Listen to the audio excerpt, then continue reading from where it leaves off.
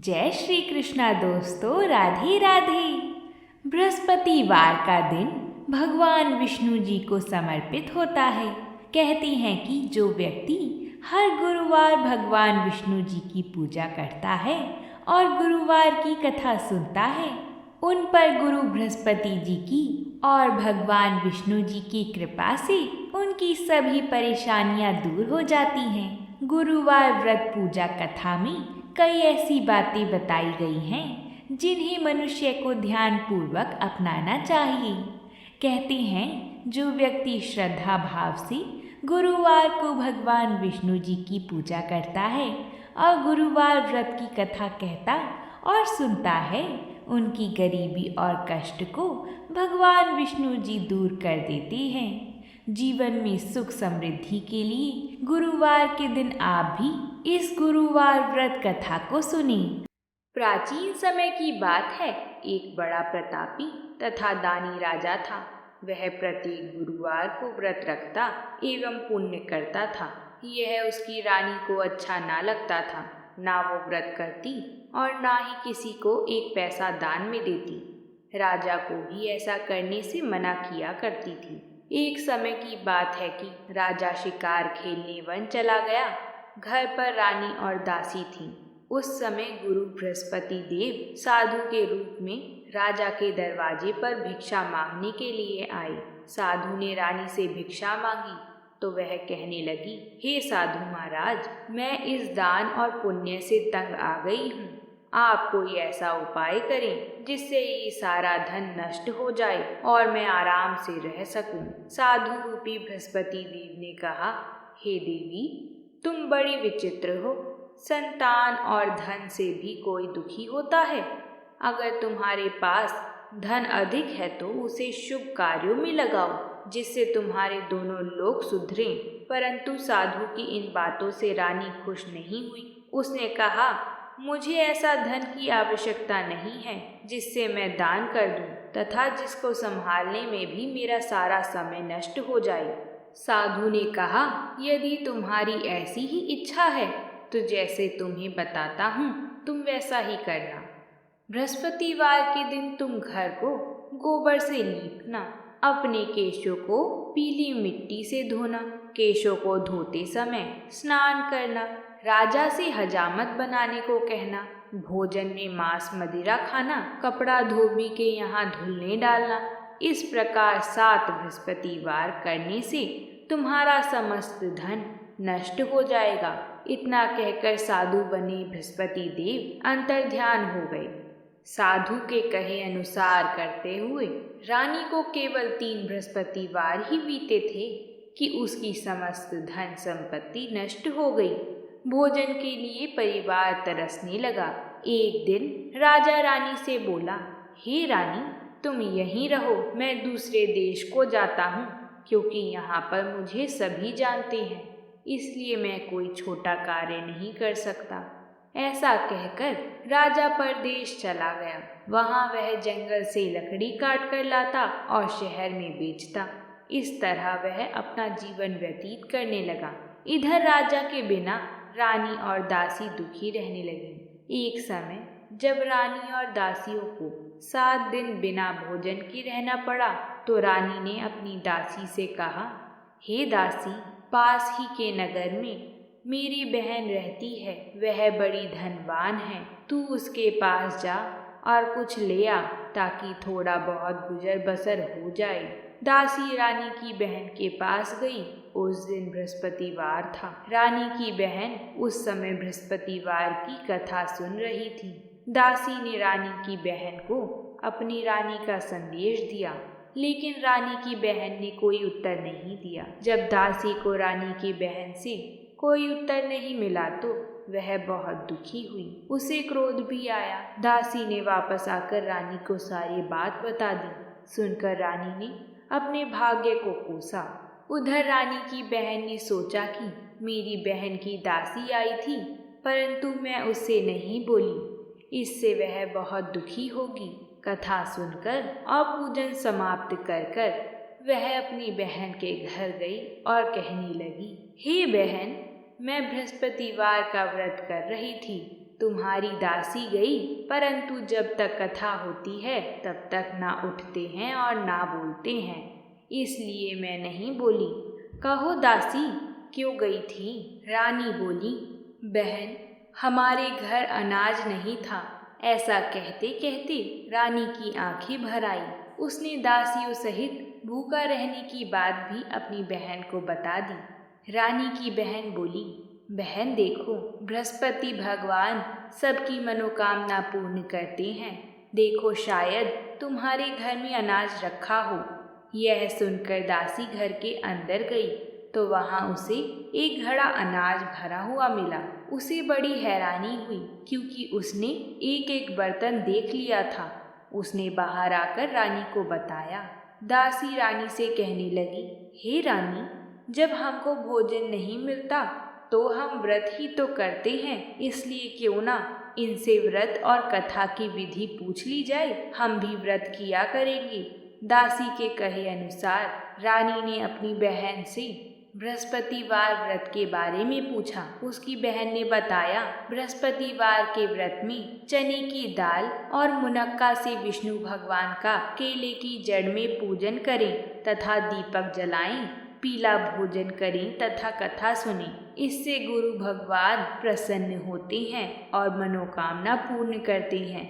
व्रत और पूजन की विधि बताकर रानी की बहन अपने घर लौट आई।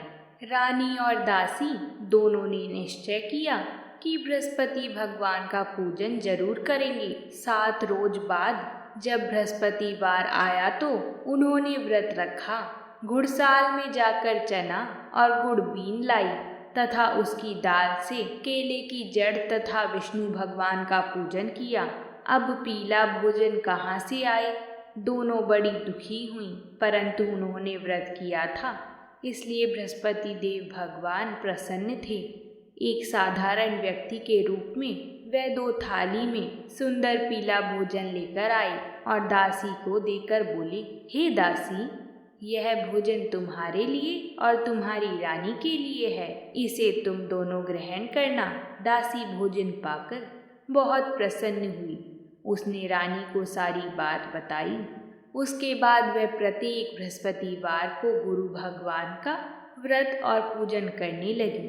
बृहस्पति भगवान की कृपा से उसके पास धन हो गया, परंतु रानी फिर पहले की तरह आलस्य करने लगी।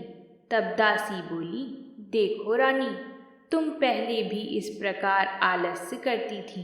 तुम्हें धन के रखने में कष्ट होता था, इस कारण सभी धन नष्ट हो गया। अब गुरु भगवान की कृपा से धन मिला है तो फिर तुम्हें आलस होता है। बड़ी मुसीबतों के बाद हमने ये धन पाया है, इसलिए हमें दान पुण्य करना चाहिए। अब तुम भूखे मनुष्यों को भोजन कराओ, प्याऊ लगवाओ, ब्राह्मणों को दान दो, कुआं, तालाब, बावड़ी आदि का निर्माण कराओ, मंदिर पाठशाला बनवाकर ज्ञान दान दो, कुंवारी कन्याओं का विवाह करवाओ, अर्थात धन को शुभ कार्यों में खर्च करो, जिससे तुम्हारे कुल का यश बढ़े तथा स्वर्ग प्राप्त हो और पितृ प्रसन्न हो। दासी की बात मानकर रानी शुभ कर्म करने लगी। उसका यश फैलने लगा।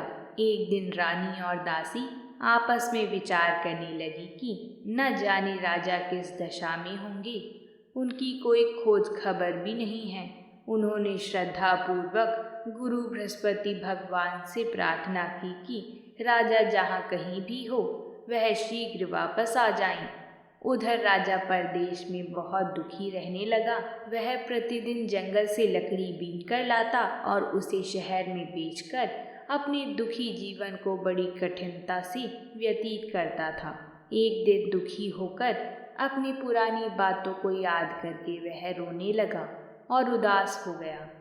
उसी समय राजा के पास बृहस्पति देव साधु के वेश में आकर बोले, हे लक्कड़हारे, तुम इस सुनसान जंगल में किस चिंता में बैठे हो, मुझे बतलाओ। ये सुनकर राजा के नेत्रों में जल भर आया। साधु की वंदना कर राजा ने अपनी संपूर्ण कहानी सुना दी। महात्मा दयालु होते हैं। वह राजा से बोली, हे राजा, तुम्हारी पत्नी ने बृहस्पति देव के प्रति अपराध किया था, जिसके कारण तुम्हारी ये दशा हुई है। अब तुम चिंता मत करो, भगवान तुम्हें पहले से अधिक धन देंगे। देखो, तुम्हारी पत्नी ने बृहस्पतिवार का व्रत प्रारंभ कर दिया है। अब तुम भी बृहस्पतिवार का व्रत करके चने की दाल और गुड़ जल के लोटे में डालकर केले का पूजन करो। फिर कथा कहो या सुनो, भगवान तुम्हारी सब मनोकामनाओं को पूर्ण करेंगे। साधु की बात सुनकर राजा बोला, हे प्रभु, लकड़ी बेचकर तो इतना पैसा भी नहीं बचता जिससे भोजन के उपरांत कुछ बचा सकूं। मैंने रात्रि में अपनी रानी को व्याकुल देखा है। मेरे पास कोई साधन नहीं है जिससे उसका समाचार जान सकूं। फिर मैं कौन सी कहानी कहूँ, यह भी मुझको मालूम नहीं है। साधु ने कहा, हे राजा, मन में बृहस्पति भगवान के पूजन व्रत का निश्चय करो। वह स्वयं तुम्हारे लिए कोई राह बना देंगी। बृहस्पतिवार के दिन तुम रोजाना की तरह लकड़ी लेकर शहर में जाना। तुम्हें रोज से दुगना धन मिलेगा, जिससे तुम भली भांति भोजन कर लोगी तथा बृहस्पति देव की पूजा का सामान भी आ जाएगा। जो तुमने बृहस्पतिवार की कहानी के बारे में पूछा है, वह इस प्रकार है। प्राचीन काल में एक बहुत ही निर्धन ब्राह्मण था। उसके कोई संतान न थी। वह नित्य पूजा पाठ करता। उसकी स्त्री स्नान करती और ना किसी देवता का पूजन करती। इस कारण ब्राह्मण देवता बहुत दुखी रहते थे। भगवान की कृपा से ब्राह्मण के यहाँ एक कन्या उत्पन्न हुई। कन्या बड़ी होने लगी। प्रातः स्नान करके वह भगवान विष्णु का जाप करती। बृहस्पतिवार का व्रत भी करने लगी।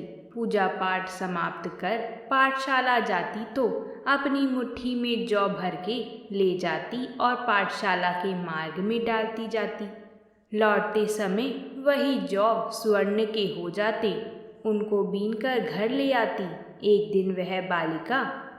दिन वह बालिका सूप में उन सोने के जौ को फटक कर साफ कर रही थी कि तभी उसकी माँ ने देख लिया और कहा कि हे बेटी, सोने के जौ को फटकने के लिए सोने का सूप भी तो होना चाहिए। दूसरे दिन गुरुवार था। कन्या ने व्रत रखा और बृहस्पति देव से सोने का सूप देने की प्रार्थना की। बृहस्पति देव ने उसकी प्रार्थना को स्वीकार कर लिया। रोजाना की तरह वह कन्या जौ फैलाती हुई पाठशाला चली गई। पाठशाला से लौटकर जब वह जौ बीन रही थी तो बृहस्पति देव की कृपा से उसे सोने का सूप भी मिला। उसे वह घर ले आई और उससे जौ साफ करने लगी, परंतु उसकी माँ का वही ढंग रहा। कन्या सोने के सूप में जब जौ साफ कर रही थी, उस समय उस नगर का राजकुमार वहां से निकला। कन्या के रूप और कार्य को देखकर वह उस पर मोहित हो गया। राजमहल आकर वह भोजन तथा जल त्याग कर उदास होकर लेट गया। राजा को जब राजकुमार द्वारा अन्न जल त्यागने का समाचार ज्ञात हुआ तो अपने मंत्रियों के साथ वह अपने पुत्र के पास गए और कारण पूछा। तब राजकुमार ने उस लड़की के बारे में बताया और राजा को उस लड़की के घर का पता भी बता दिया। मंत्री उस लड़की के घर गए। मंत्री ने ब्राह्मण के समक्ष राजा की ओर से निवेदन किया। कुछ ही दिन बाद ब्राह्मण की कन्या का विवाह राजकुमार के साथ संपन्न हो गया। कन्या के घर से जाते ही ब्राह्मण के घर में पहले की तरह ही गरीबी का निवास हो गया। एक दिन दुखी होकर ब्राह्मण अपनी पुत्री से मिलने गए। बेटी ने पिता की अवस्था को देखा और अपनी माँ का हाल भी पूछा। ब्राह्मण ने सभी हाल कह सुनाया। कन्या ने बहुत सा धन देकर अपने पिता को विदा कर दिया, लेकिन कुछ दिन बाद फिर वही हाल हो गया। ब्राह्मण फिर अपनी कन्या के यहाँ गया और सभी हाल कहा तो पुत्री बोली, हे पिताजी, आप माताजी को यहाँ लिवा लाओ। मैं उन्हें वह विधि बता दूंगी जिससे गरीबी दूर हो जाएगी। ब्राह्मण देवता अपनी स्त्री को साथ लेकर अपनी पुत्री के पास राजमहल पहुँचे। तो पुत्री अपनी माँ को समझाने लगी, हे माँ, तुम प्रातःकाल स्नान आदि करके विष्णु भगवान का पूजन करा करो तो सब दरिद्रता दूर हो जाएगी। परंतु उसकी माँ ने उसकी एक भी बात नहीं मानी। वह प्रातःकाल उठकर अपनी पुत्री की बची हुई झूठन को खा लेती थी। एक दिन उसकी पुत्री को बहुत गुस्सा आया। उसने अपनी माँ को एक कोठरी में बंद कर दिया। प्रातः उसे स्नान आदि करा के पूजा पाठ करवाया तो उसकी माँ की बुद्धि ठीक हो गई। इसके बाद वह नियम से पूजा पाठ करने लगी और प्रत्येक बृहस्पतिवार को व्रत करने लगी। इस व्रत के प्रभाव से मृत्यु के बाद वह स्वर्ग लोक को प्राप्त हुई। वह ब्राह्मण भी सुखपूर्वक इस लोक का सुख भोग कर स्वर्ग लोक को प्राप्त हुआ। इस तरह कहानी कहकर साधु बने देवता वहाँ से अंतर्ध्यान हो गए। धीरे धीरे समय व्यतीत होने पर फिर बृहस्पतिवार का दिन आया।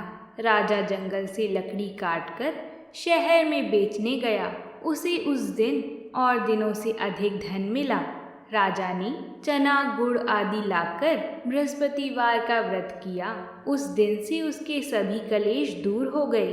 परंतु जब अगला गुरुवार का दिन आया तो वह बृहस्पतिवार का व्रत करना भूल गया। इस कारण बृहस्पति भगवान नाराज हो गए। उस दिन उस नगर के राजा ने विशाल यज्ञ का आयोजन किया था तथा अपने समस्त राज्य में घोषणा करवा दी थी कि सभी मेरे यहाँ भोजन करने आवें, किसी के घर चूल्हा ना जले। इस आज्ञा को जो ना मानेगा उसको फांसी दे दी जाएगी। राजा की आज्ञा अनुसार राज्य के सभी वासी राजा के भोज में सम्मिलित हुए, लेकिन लकड़हारा कुछ देर से पहुंचा, इसलिए राजा उसको अपने साथ महल में ले गए। जब राजा लकड़हारे को भोजन करा रहे थे तो रानी की दृष्टि उस कुटी पर पड़ी जिस पर उसका हार लटका हुआ था। उसे हार कुटी पर लटका दिखाई नहीं दिया।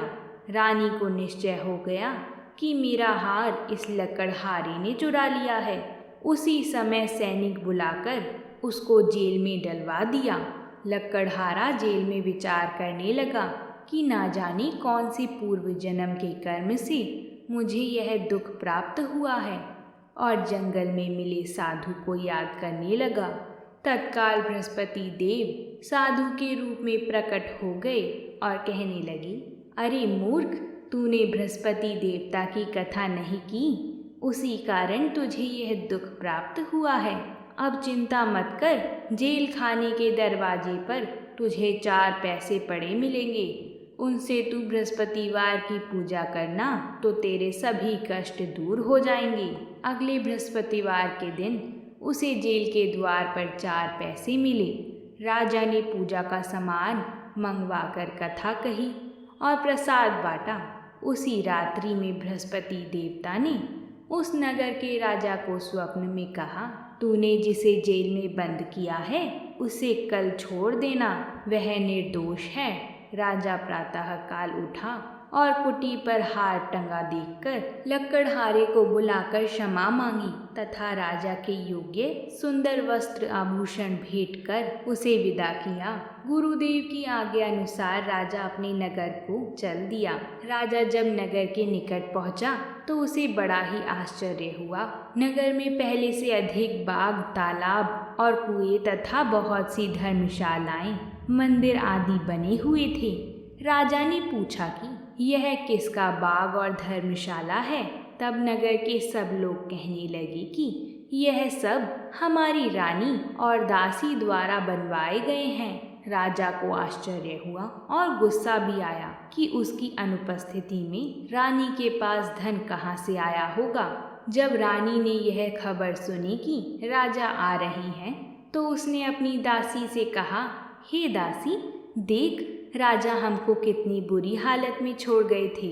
वह हमारी ऐसी हालत देखकर लौट ना जाएं, इसलिए तू दरवाजे पर खड़ी हो जा। रानी की आज्ञा अनुसार दासी दरवाजे पर खड़ी हो गई और जब राजा आए तो उन्हें अपने साथ महल में लिवा लाई। तब राजा ने क्रोध करके अपनी तलवार निकाली और पूछने लगा, बताओ यह धन तुम्हें कैसे प्राप्त हुआ? तब रानी ने सारी कथा कह सुनाई। राजा ने निश्चय किया कि मैं रोजाना दिन में 3 बार कहानी कहा करूँगा और रोज व्रत किया करूँगा।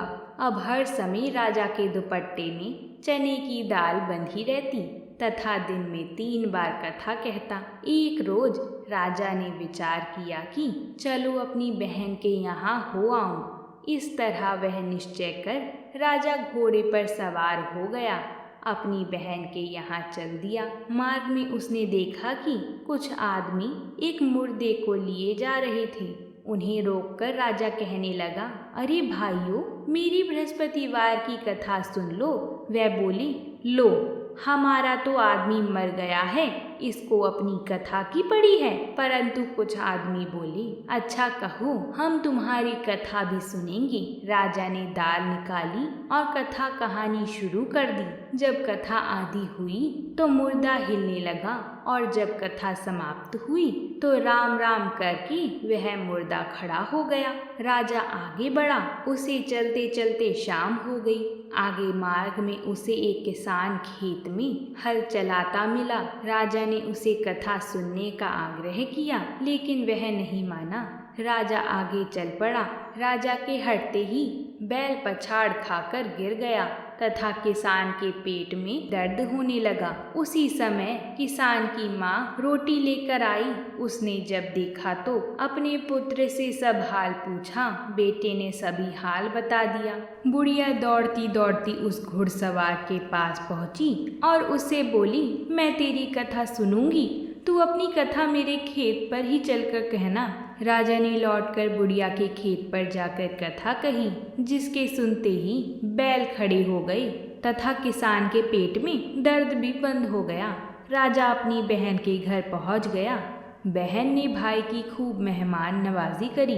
दूसरे रोज प्रातःकाल राजा जागा तो वह देखने लगा कि सब लोग भोजन कर रहे हैं। राजा ने अपनी बहन से पूछा, ऐसा कोई मनुष्य है जिसने भोजन नहीं किया हो, जो मेरी बृहस्पतिवार की कथा सुन ले?